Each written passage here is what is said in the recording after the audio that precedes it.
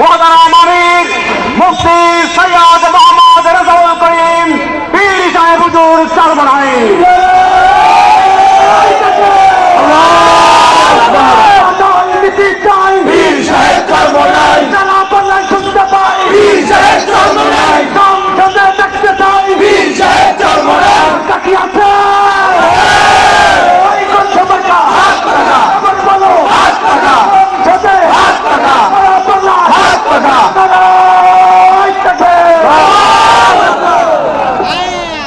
السلام عليكم ورحمة الله وبركاته. الحمد لله وكفى وسلام على عباده الذين اصطفى. أما بعد فأعوذ بالله من الشيطان الرجيم. بسم الله الرحمن الرحيم. ظهر الفساد في البر والبحر بما كسبت أيدي الناس. صدق الله العلي العظيم. সবাই দুরূদ শরীফ পড়ে আল্লাহুম্মা সাল্লি আলা ওয়া হাবিবিনা ওয়া মাওলানা মুহাম্মদ সাল্লাল্লাহু আলাইহি ওয়া আলা আলিহি ওয়া আসহাবিহি ওয়া বারাকা ইসলামী আন্দোলন বাংলাদেশের সহযোগী একটা সংগঠন ইসলামী যুব আন্দোলন আজকে ঐতিহাসিক সরাসরি উদ্যানে আজকের যে যুবকরা যে সম্মেলন আমাদেরকে উপহার দিয়েছে, আমি বলবো ঐতিহাসিক ময়দানে ঐতিহাসিক যুব কনভেনশন। লক্ষাধিক যুবক উপস্থিত হয়েছে, আমি যেটা অনুমান করেছি এবং যতটুকু তথ্য আমার কাছে আছে। আমি তোমাদেরকে ধন্যবাদ জানাই, কারণ আমরা যে আশা চিন্তা আকাঙ্ক্ষা নিয়ে আমরা যে মাঠে ময়দানে কাজ করছি, তার আজকে আমাদের আশার অনেকটা বাস্তবতা তোমাদের কনভেনশনের মাধ্যমে তোমরা আজকে আমাদেরকে দেখিয়েছ। শুকরিয়া আদায় করি, আল্লাহ রাব্বুল আলামিন তোমাদেরকে জাযায়ে খায়র আল্লাহ দান করুন। কথা বেশি লম্বা না করে, যেহেতু আসরের নামাজের সময় একেবারে এসে গেছে, আমি যুব কনভেনশনের মাধ্যমে আমি তোমাদের সামনে যে আয়াত শরীফ তেলাওয়াত করেছি, আয়াতের মাধ্যমে মূলত বোঝাতে চাই আল্লাহ রাব্বুল আলামিন বলেছেন জিহাদ করো করার। আজকে তোমরা জানো বাংলাদেশ সহ তামাম দুনিয়ার মধ্যে যে নীতি আদর্শ বাস্তবায়নের চেষ্টা চলছে, সেই নীতি আদর্শের মাধ্যমে মূলত দুনিয়াতে শান্তি ব্যক্তি পর্যায় থেকে শুরু করে সমাজ রাষ্ট্র কখনো দেখে নাই, কোনোদিন পায় নাই, পাবে না।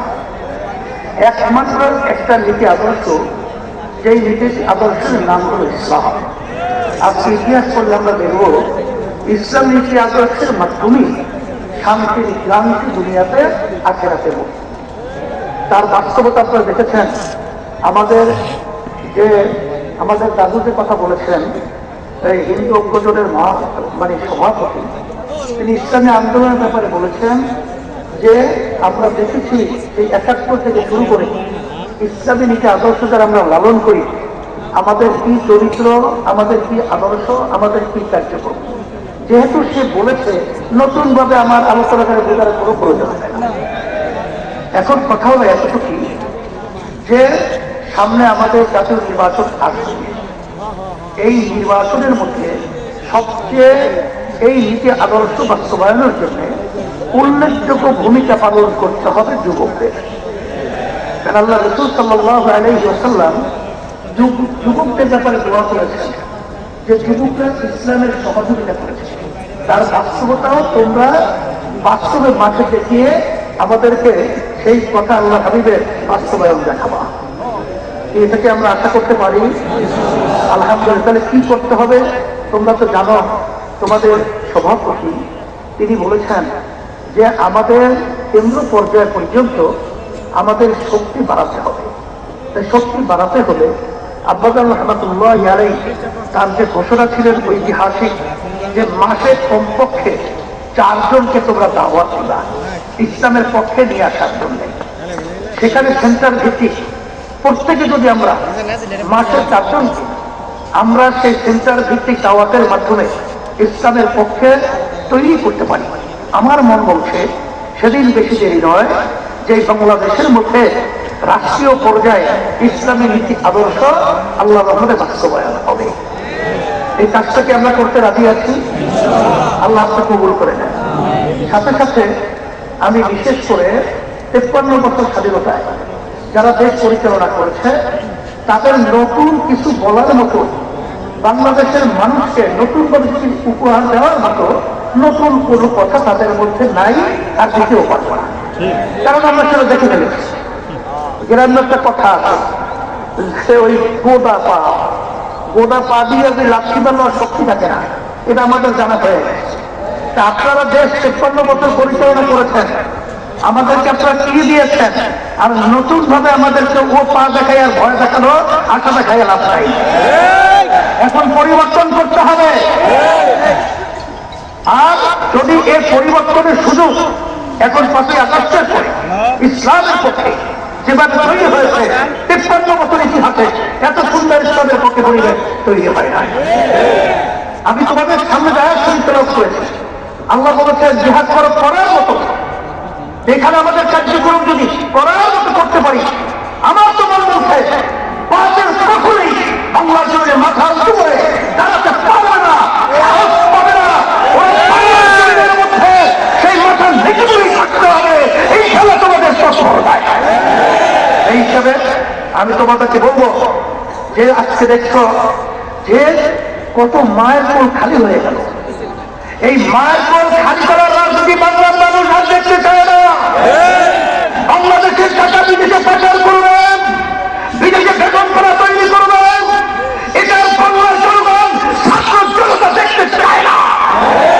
এই পরিবর্তন আমাদেরকেই করতে হবে। এই পরিবর্তনের জন্যই যদি আবার প্রয়োজন হয় আমরা আবার ভক্ত দেব, আমরা জীবন দেব, তারপরে দেশকে সুন্দর দেশ করার জন্য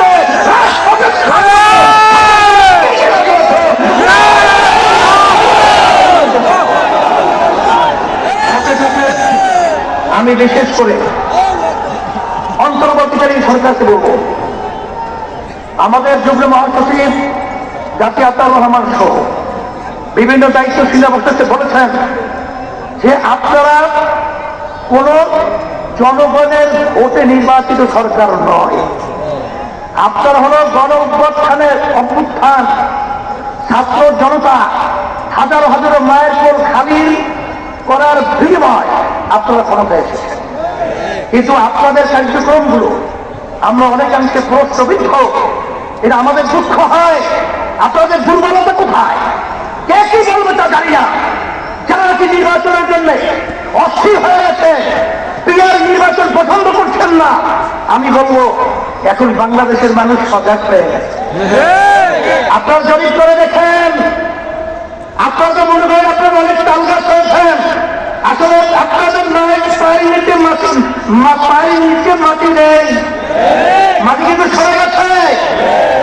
এখন এই বাংলাদেশের মধ্যে আর এই চাঁদাবাসদেরকে, এই যারা কি টাকা দখলকারীদেরকে, খুনিদেরকে বাংলাদেশের মানুষ দেখতে চায় না। পরিবর্তন করতে হবে, আমাদেরকে কাজ করতে হবে।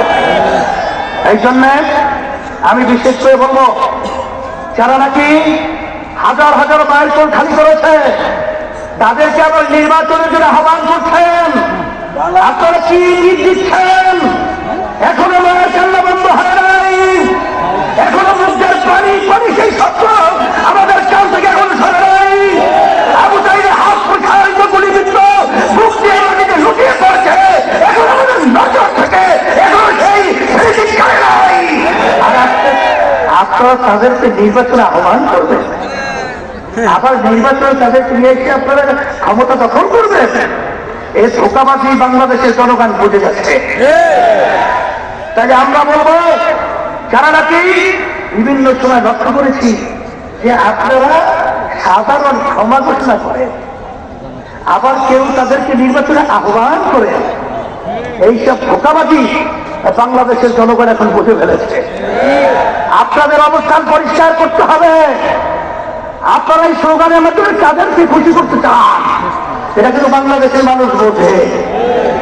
আর এই পাশে আমাদের রাষ্ট্র রয়েছে, নিয়ম ছিল বন্ধুত্ব সুলভ আচরণ আমাদের সাথে করবে, কিন্তু তাদের আচরণে আমরা বন্ধুত্ব পাই নাই।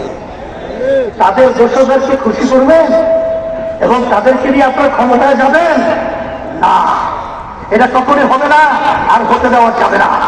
আর পিয়ার সিস্টেমের মাধ্যমেই বাংলাদেশের জাতীয় সরকার গঠন হবে। আপনারা কেন চাচ্ছেন না? আপনাদের ভয় কোথায়? আবার আপনারা এই নির্বাচন পদ্ধতির মাধ্যমে এককভাবে ক্ষমতায় গিয়ে আবার আপনারা বিভিন্ন ধরনের আমাদের উপরে সেই স্ট্রিম রুলার জুলুমের এটা চাপিয়ে দেবে, এটা হবে না।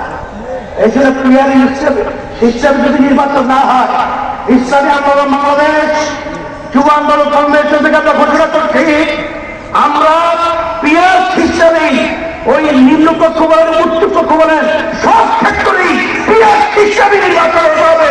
প্রত্যেকটা ভোটারে তাদের ভোটের অধিকার বাস্তবায়ন হবে।